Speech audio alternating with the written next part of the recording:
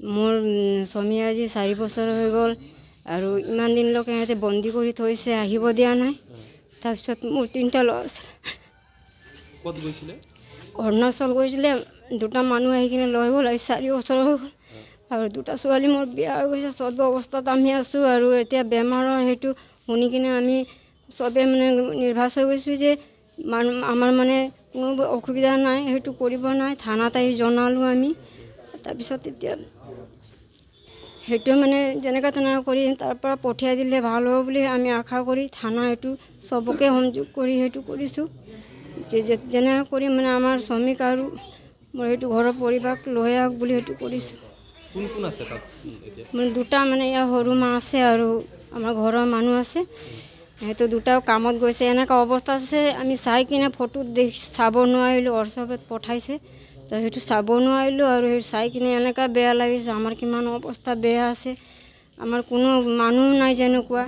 আমাৰ মানুহটো বাই আছে বুলি ইমানটো সংযোগ কৰি ইয়াত আমি থিয় হ'ব পাৰিছোঁ, সেইটোৱে আমাৰ সেইটো। ঘটনাটো মোৰ নাম শ্ৰী প্ৰকাশ ছেত্ৰী, মোৰ দেউতাৰ নাম মুনু বাহাদুৰ ছেত্ৰী। এইটো 2021 চনৰ কিবা 7 মাহ কিবা গৈছিলে কামত, ৰুইং নামৰ ঠাইত গৈছিলে। এইটো আহিছিলে 2টা মানুহ, আমাৰ গাঁৱৰে আছিলে। এই কামত বুলি ৰুইং বুলি লৈ গৈছিলে। তাৰ পৰা আহি তাৰপাছত ফোন হৈ আছিলে নেকি? ফোন হৈছিলে, যোগাযোগ হৈ আছিলে। তাৰপাছত 2023 চনত আৰু 8-9 মাহত এবাৰ কল আহিছিলে। তাৰপাছত আৰু বন্ধ হৈ গ'ল। এইটো যোৱা আজি 10-11 দিনমান হৈছে কণ্টেক্ট হোৱাৰ পাছত কৈছে তাত বহুত অসুবিধাত আছে, বহুত মাৰপিট অত্যাচাৰ চলি আছে। সেইকাৰণে আমি ইয়াত আৰক্ষী থানাত কমপ্লেইনো দিলোঁ। আৰক্ষী থানাই ক'লে এইটো তাৰ ৰুইঙৰ কেছ হয়, ৰুইঙত চাব লাগিব। আমি ৰুইঙতো গৈছিলোঁ, ৰুইঙে ক'লে আমাৰ মাজত কেলেগৈ আহিছোঁ, এইটো দুৰ্নমা হয়, তোমালোকে মানে আমাৰ যোনটো ইয়াৰ পৰে এইটোৱে হ'ব থানা, দুৰ্নমা থানা পৰে, আমাৰ দুৰ্নমাই হ'ব। দুৰ্নমা থানাত এনেকৈ কৰিলোঁ। তাৰপাছত কৈছে যে ৰখিব, এই নম্বৰটো কৰিব লাগিব, তাৰপাছত আমি যাম, ফাটাককেতো যাব নোৱাৰিম। তেনেকৈ আজি আকৌ আহিলোঁ তো আজি কৈছে এইটো কৈছে আপোনাৰ চাই দিম বুলি কৈছে। ট্ৰেক হ'লেই কম হৈ কৈছে, আৰু ইমান দিন যদি ৰখি থাকিলে এইটো ভাল নহয় ন। তাত অত্যাচাৰ হৈছে বুলি কল কৰিলে। এতিয়াতো যোনটো মোবাইল কল আহিছিলে এইটো মোবাইল ছুইচ অফে হৈ আছে। কি বিচাৰা এতিয়া, কি হ'ব লাগে? সোনকালে উলিয়াই দিব লাগে। সোনকালে ওলাই দিব লাগে, ইমানটোৱে আৰু। আমাক বীৰলাচিত অসম ডুমডুমা আঞ্চলিক কমিটিক তেওঁলোকৰ পৰিয়ালবৰ্গই অৱগত কৰিলে। আৰু মনু ছেত্ৰী নামৰ এজন মানুহ ইতিমধ্যে বিগত 3টা বছৰ আগত অৰুণাচলৰ আনিনীত 2জনমান দুষ্ট চক্ৰই তেওঁলোকক বিভিন্ন ধৰণৰ পৰিচালনাৰে আচলতে কাম কৰিবলৈ তেওঁলোকক লৈ গৈছিল আৰু তাত তেওঁলোকে কৰ্মনিয়োগ হৈ আছিল।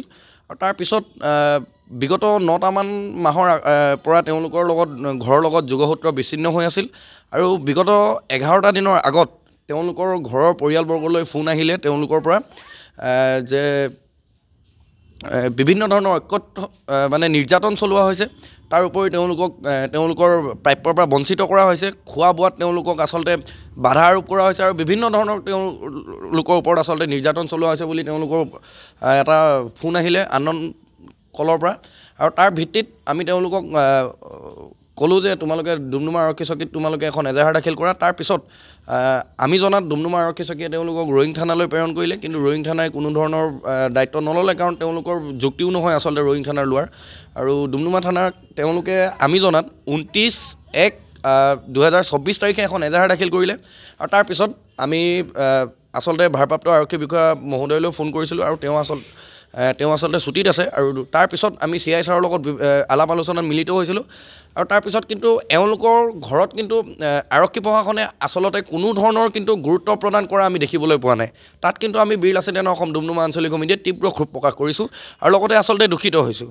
প্ৰশাসনে এই বিষয়ৰ ওপৰত কিন্তু গুৰুত্ব দি আচলতে আমি দাবী উত্থাপন কৰিছোঁ যে যি মনু ছেত্ৰী আচলতে তেওঁক সুস্থ শৰীৰে আচলতে সেই অৰুণাচল আনিনীৰ পৰা তেওঁক উভতাই আনিবলৈ যাতে তেওঁলোকে ব্যৱস্থা গ্ৰহণ কৰিব লাগে আৰু আমি ডুমডুমা আৰক্ষী চকীৰ ভাৰপ্ৰাপ্ত বিষয়া মনোৰঞ্জন ছাৰৰ প্ৰতি আমাৰ দৃঢ় বিশ্বাস আছে, আস্থা আছে যে অতি শীঘ্ৰেই তেওঁৰ নেতৃত্বত যাতে মনু চেত্ৰীক সুস্থ শৰীৰে অৰুণাচল আনিনীৰ পৰা তেওঁলোকৰ পৰিয়ালবৰ্গত গতাই দিব লাগে বুলি আমি বিশ্বাস আছে।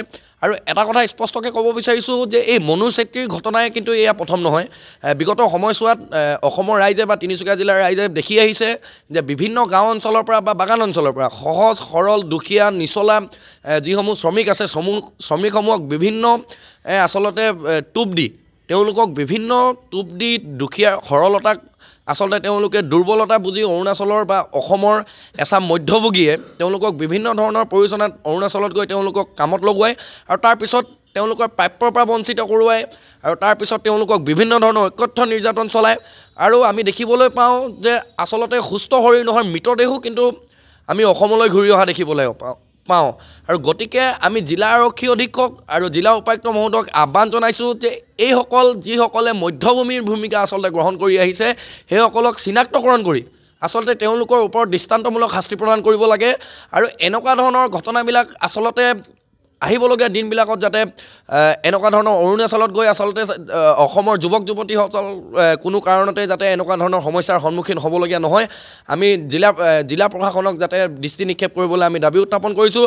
আৰু আমি দৃঢ় বিশ্বাস আছে তিনিচুকীয়া জিলা প্ৰশাসনৰ প্ৰতি অতি শীঘ্ৰেই মনু চেত্ৰীক যাতে সুস্থ শৰীৰে তেওঁলোকে অৰুণাচল আনিনীৰ পৰা তেওঁলোকে উদ্ধাৰ কৰি আচলতে সুস্থ শৰীৰে তেওঁলোকৰ পৰিয়ালবৰ্গক গতাই দিব পাৰিব বুলি আমি দৃঢ় বিশ্বাস আছে। আৰু আৰক্ষী অধীক্ষক মহোদয়ক আমি বিনম্ৰতাৰে আহ্বান জনাইছোঁ যে যিসমূহ গাঁও আৰু বাগানৰ খাটি খোৱা শ্ৰমিকসকলক যেনেধৰণে প্ৰলোভন দি আচলতে বিভিন্ন এচাম দালাল বুলি ক'ব লাগিব, দালালে আচলতে বিভিন্ন ধৰণৰ প্ৰলোভন দি তেওঁলোকক যি দুটকাৰ কাৰণে যেনেধৰণে তেওঁলোকক আচলতে অকথ্য নিৰ্যাতনৰ আচলতে সন্মুখীন কৰোৱায় সেইসকলৰ ওপৰত অতি শীঘ্ৰেই জিলা প্ৰশাসনে দৃষ্টিগোচৰ কৰিব লাগে আৰু সেইসমূহক আচলতে দৃষ্টান্তমূলক শাস্তি প্ৰদান কৰিব লাগে বুলি আমি ইয়াৰ পৰাই দাবী উত্থাপন কৰিছোঁ। ধন্যবাদ। জয় অসম।